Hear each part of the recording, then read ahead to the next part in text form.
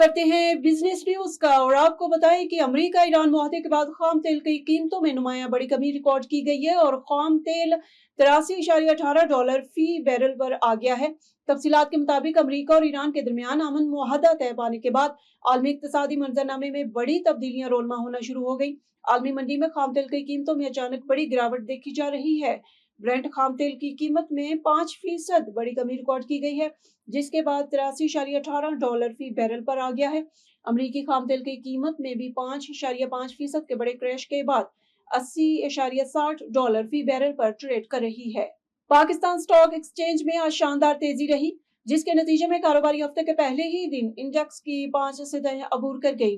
वफाकी बजट में real estate, cement, steel, pharma समेत दीगर शोबों को रिलीफ मिलने, हसस मार्केट पर कोई नया टैक्स आयद न होने, अमेरिका और ईरान के दरमियान अमन मुआहदे पर रजामंदी जैसे मस्बत इशारों के बायस पाकिस्तान स्टॉक एक्सचेंज में पीर को बड़ी नौयत की तेजी रही।